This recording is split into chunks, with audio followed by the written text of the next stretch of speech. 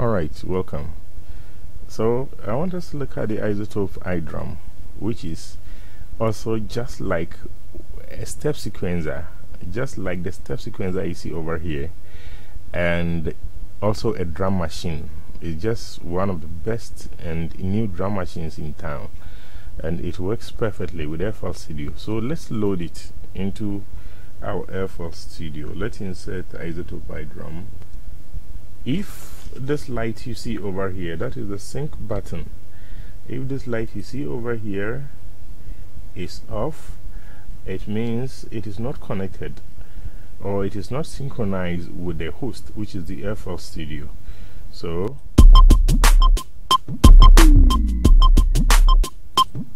at this stage it is using its own tempo. It is not using the tempo of the host, and even if you adjust the tempo of the host, there will be no effect. As you can see, watch me even as I adjust the tempo of the host, and you can see that it has no effect there.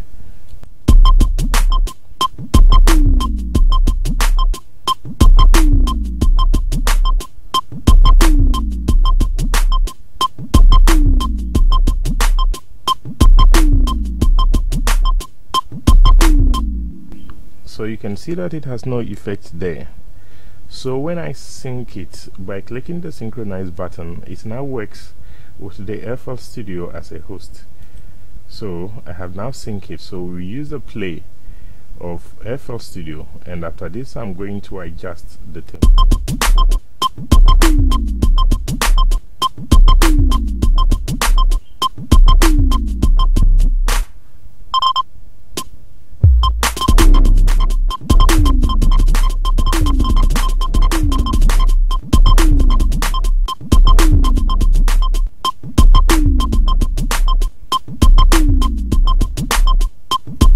So you can see that after syncing, FL Studio now controls the whole program. Alright, let's look at the other functions. So when you come here, you can see the menu. This is the menu button. On it you can insert new track, you can delete new track, you can open new sounds and load them. You can even do quantization, record quantization and other things from this button. It is very, very important. So the menu does a lot.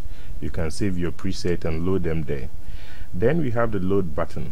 You know, the Izotope Idrum machine works with .wav and .aiff files, so you can just go and load them from wherever you have them. So when I just click on the load button, even as you see over here, when you click on the load button, this dialog box opens and it asks you to go and browse for where you have those files. So I'm going to my sound pack of FL Studio. So I'm going to my computer, the C button, program files, then I find image line, and then FL Studio 11, data, patches, and then I have my sound pack here. So all these are my sound pack that I'm using in FL Studio. I'm now going to import some of them into this machine, but before I do it, let me even find an empty pattern. That is, let's come to pattern here and find an empty one where there is no arrangement. Alright, so you can see that all this is blank. Even though there are some instruments here, they are not being used. Alright, so I can load any sound. Let me go back, let me browse to that C program file, image line, FL Studio 11, data, patches, packs, and now these are the sounds that I have. So all these are sounds that can be used. And so let me just see. So these are some of them.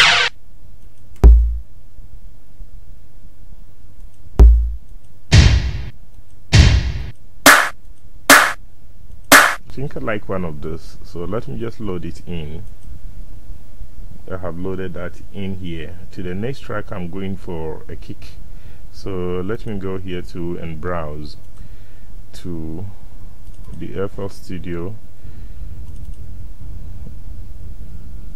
patch folder image line, FL Studio 11 data patches packs.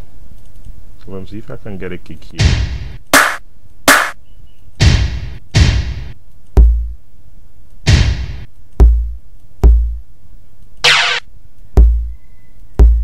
Okay, I'll take this. Alright, so I have loaded that in here. So this is where you load or you track. If you want to see how it sounds after you have loaded, you can just fill them and listen to them.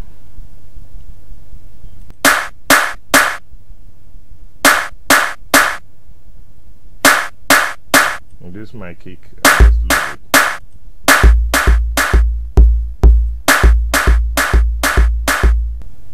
Alright, so that is how it works so easily. So you can load any sound file, and you can see the solo button here.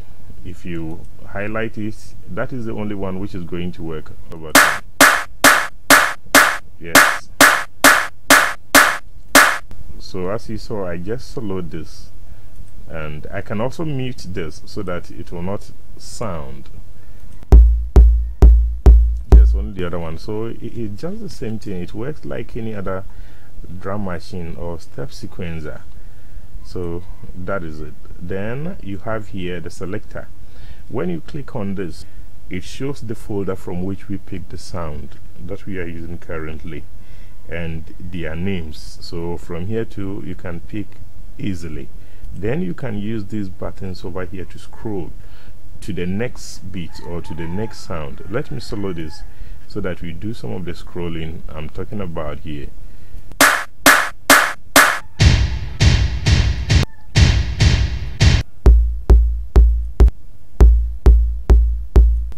So this takes you to the next sound, whilst the other one takes you to the previous sound. That is when you are moving back. We also have the volume button. You can increase the output sound, which is very, very important.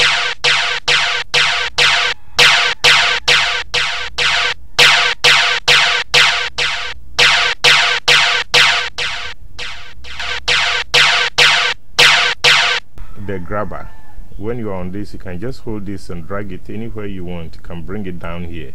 It's for rearrangement, so you can just grab it and bring it down. That is also very, very important. Likewise, you can also, this is the bang. If you want to hear the sound you have individually, you play this and you hear the sound, how each of the sound. Alright, now when these drawings you see here or these cells you see, you can drag them up or down. You drag this up, you are increasing the sound output, and when you drag them down, you are reducing the sound output. So just listen.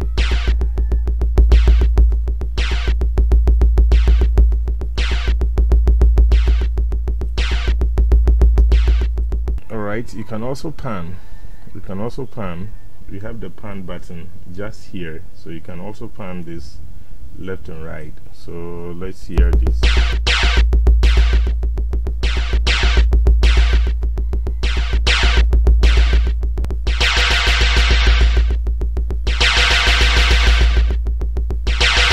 So that is a pan button. Then when you come to what we call the master section, so as I've said, you use this to control the volume as well. The higher the objects, the higher the volume. Then when you bring it down, you kill it entirely. Now this area we call the master section. The plus and the minus sign you see over here is for adding new track. If you click on it, a dialog box will open and ask you of the contents of that new track. Which sound do you want to be loaded in that new track? Because I have preview checked here, it previews the sound before you load them onto the new track. So we just say open, and the new track is added with the content selected from that selection. Once again, when a track is highlighted and you click on the minus sign over here, that is the minus sign over here, it means you want to delete. You will be asked if you really want to delete, so minus, and it says Are you sure you want Idrum to delete track 7? To delete track 7, this cannot be undone. If you say yes, the track will be deleted. So that is very, very important. If you highlight on this one, for instance, and you click on the minus sign here, it says you want to delete. You say yes, and you see it gone. But if you click on the plus button, it means you want to add. You preview the contents of that track, and then you just say open and then add that track. So it has been added now. Play it and listen. So that is correct. This is the info button. This is the info button. So this is the info button. As you can see here, this gives you information about the track you have highlighted. I highlighted track 4 here, 1, 2, 3, 4.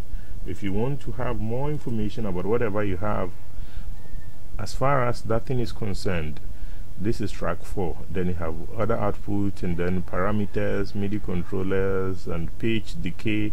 You can adjust all these things to suit you. This is very, very important. Then you can be in song mode. When you are in song mode, this is the edit, the song mode edit. You can have pattern name, repeat count, time signature, and other features. These are very, very important. Then the time signature for the arrangement you have, you can adjust them to suit your arrangement. This is very, very important. Then you have the sync button, which is used to sync or desync. If you desync it, that is, if you put it off, the host does not affect this. That means the program, the Izotope Idrum, now becomes independent of itself. It is not controlled by the tempo of the host, which is, these patterns are arrangement which have already been made. They are like preset. They are like preset. You can use some if you like. Let's look at some of the preset that we have in this arrangement. So let's go to pattern 0, which is very, very nice. Let's see.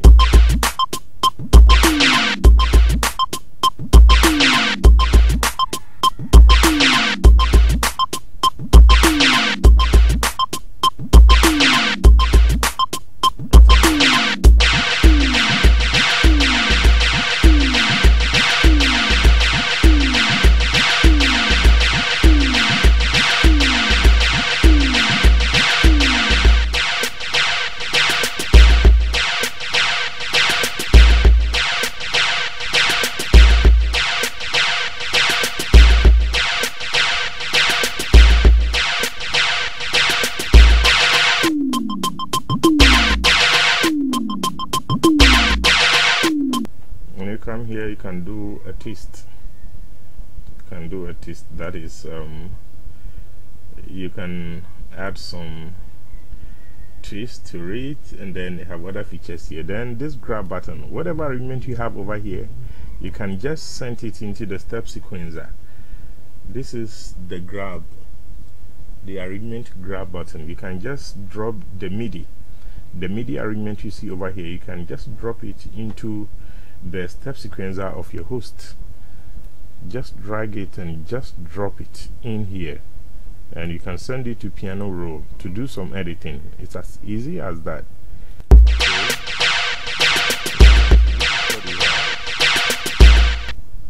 You can make a lot of arrangement or corrections here or editing. You can add some beats as well. So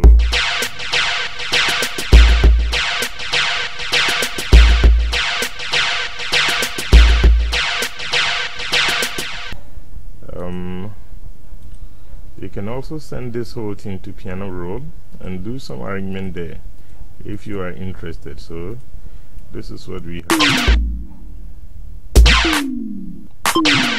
So you can make your own arrangements here.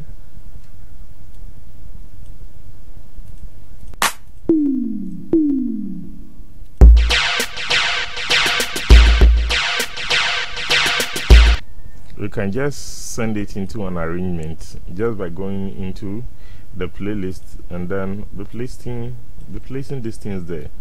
So you can have it. Control B to duplicate it throughout. Control B to duplicate it throughout, and then play it.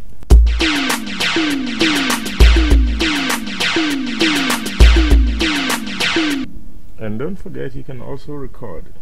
When you press this record button, you can record patterns with your keyboard.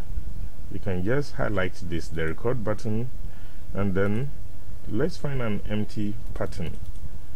Right, so you can press your record button and then be pressing some instrument when you go into your playlist.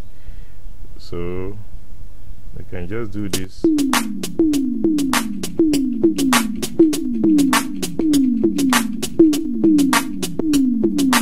I just played it on my keyboard and it is synced. Alright, so that is just an overview of how to use the Izotope Idrum. Thank you.